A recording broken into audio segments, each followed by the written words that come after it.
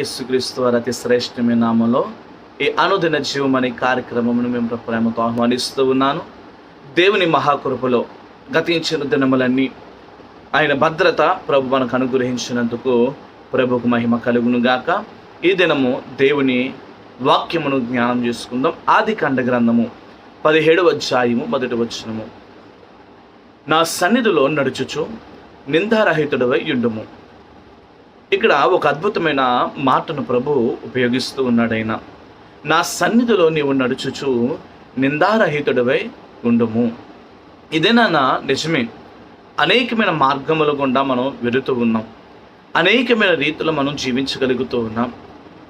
అనేక విధములుగా మనము మన జీవితాన్ని మార్చుకోవడానికి, మన జీవితాన్ని అనేకులకు ఇష్టకరంగా కనిపించడానికి అనేక విధములైన మార్పులు మన జీవితంలో చేసుకుంటున్నాం. కానీ దేవుని భయము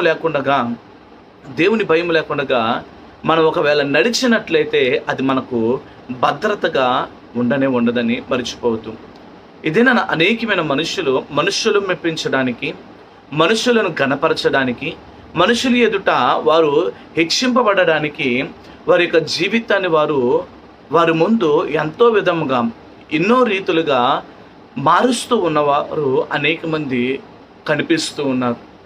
కానీ ఇక్కడ మనం చూసుకున్నట్లయితే దేవుని సన్నిధిలో గడిపే ప్రతి క్షణము నీ జీవితానికి ఒక నూతన బలాన్ని ఇస్తుంది.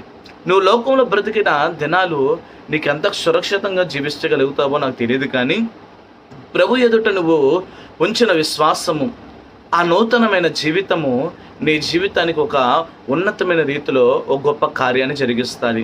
ఇదైనా అనేక మంది మనుషుల ఎదుట వారి మెప్పు కోసం బ్రతుకుతూ ఉన్నారు. అయితే నేను మాట అంటున్నా, మనుషుల ఎదుట కాదు, దేవుని కనుసంధల్లో నమ్మకంగా బ్రతకడమే శ్రేష్టమైన ధన్యతని మర్చిపోవద్దు. ప్రతి క్షణము దేవుని భయంతో యథార్థంగా నడిచే వారికి ఆయన తోడుగా ఉంటాడు. ఆయన తోడు ఎవరికి ఉంటుందని మనం ఆలోచన చేసుకున్నట్లయితే, ఎవరైతే దీన మనసుకులై ఆయన మాటకు లోబడి ఆయన యందు విశ్వాసం ఉంచి ఎవరైతే నడుస్తారో వారికి దేవుడు నూతనమైన కార్యములను జరిగిస్తాడు. మనం చూసుకున్నట్లయితే పరిశుద్ధ గ్రంథంలో సుంకరి, అదేవిధంగా పరిశుద్ధుడు మనకు కనిపిస్తూ ఉన్నారు.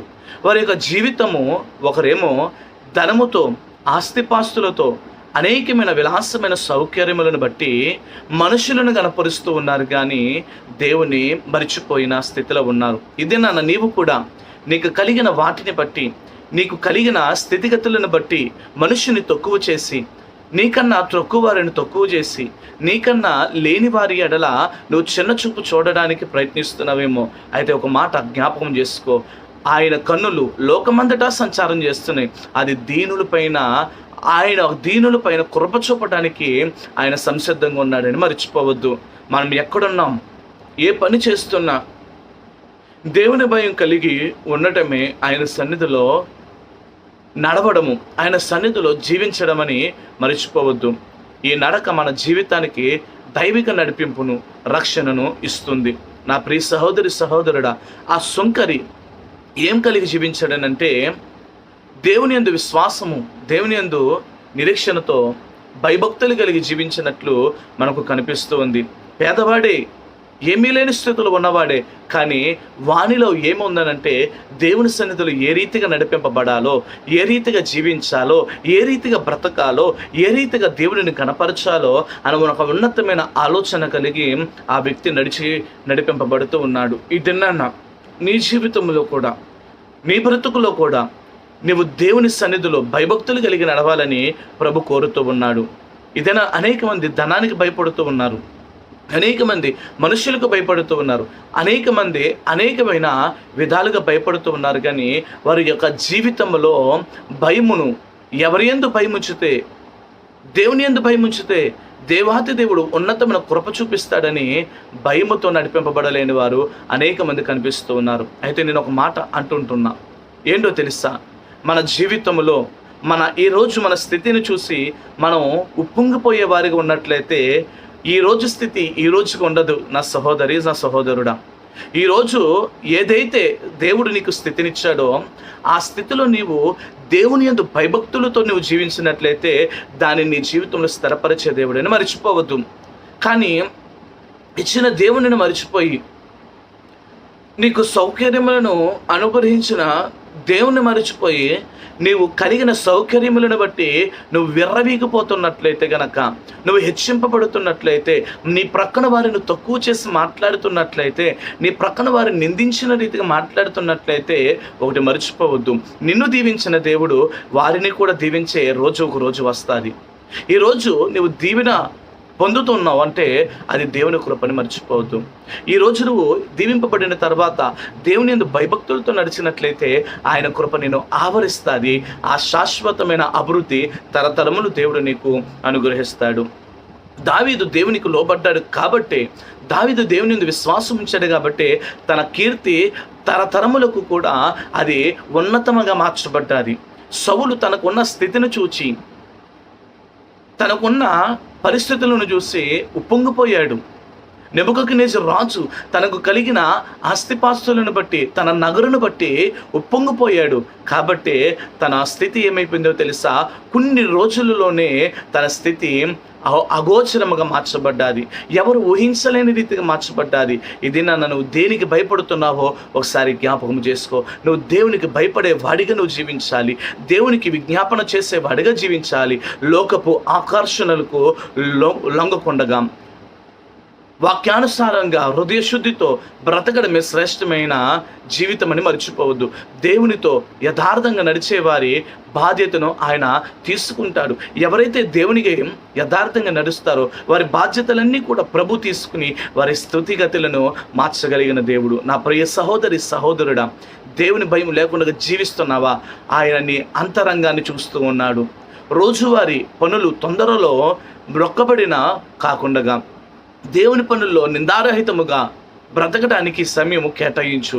నిజమైన శాంతి, గౌరవము దేవునితో నడిచే నడకలోనే లభిస్తుందని మర్చిపోవద్దు.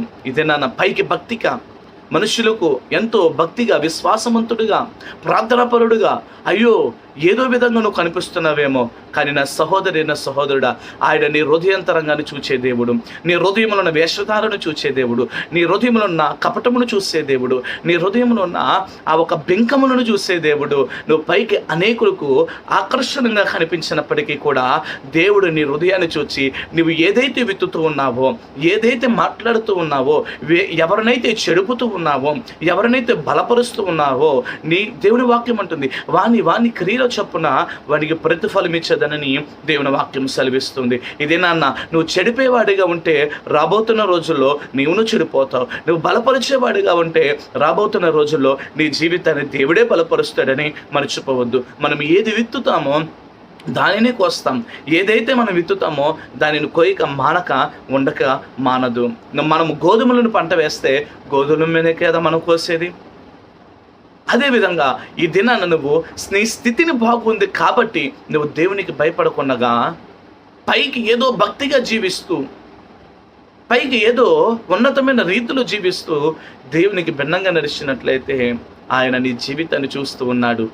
నీవు ఈ జీవితంలో భయం లేకుండా జీవిస్తున్నావు కాబట్టి ఆయన నీ స్థితిని ఏ రీతిగా మార్చాలో ఆయనకి తెలుసు. అందుకే ఈ ఉదయకాలము దేవుని ఎదుట యథార్థంగా నడవడానికి, దేవుని దగ్గర నిందారహితంగా జీవించడానికి, పైన ఏ రీతిగా ఉన్నావో లోన అదే రీతిగా ఉండడానికి, లోన ఏ రీతిగా ఉన్నావో పైకి అదే వ్యక్తపరచడానికి ప్రయత్నించు. నామకార్థమైన విశ్వాసం వద్దు, నామకార్థమైన నవ్వు వద్దు, నామకార్థమైన మాట వద్దు. దేవుని యందు నిందారహితముగా బ్రతకడానికి పనిచే. ఆనాడు దావీదును దీవించిన దేవుడు నిన్నును దీవిస్తాడు, ఆశీర్వదించి బలపరచడానికి ఆయన కృప చూపిస్తాడని మర్చిపోవద్దు. ప్రార్థన చేసుకుందాం. మహాపరిశుద్ధుడ, మహోన్నతుడా, నీ కృపలో మమ్మల్ని దాచుతూ బలపరుస్తున్న వందను బట్టి నీకు వందనాలు అయ్యా. ఎంతమంది అయితే నీ యందు భయభక్తులు కలిగి విశ్వాసముతో నడవడానికి సిద్ధమై ఉన్నారో వారి జీవితాలలో కార్యాలు దయచేయండి. భయం లేక, భక్తి లేక దేవ వేషధారణ వంటి జీవితాన్ని జీవిస్తున్నారో వారి జీవితాలను మీరు సరిచేసి నీ కృపతో నడిపించమని ప్రార్థిస్తున్నాను. నీ యందు భయభక్తులు కలిగి నడిచే జీవితాన్ని మాకు అందరికీ అనుగ్రహించమని కృప చూపమని ఇదే నన్ను బిడ్డలు చేస్తున్న ప్రతి ఒక్క ప్రయత్నాలలో విజయాన్ని, జీవనపాదలలో ఆశీర్వాదాన్ని మీరు అనుగ్రహించి నీ కృపతో నింపమని యేసు నామములో అడుగుచున్న మా పరమ తండ్రి, ఆమేన్. God bless you. ప్రభు ఈ దినమంతా మీరు చేస్తున్న పనులలో, ప్రయత్నములలో దీవించి ఆశీర్వదించి బలపరచును గాక. ఆమేన్. God bless you.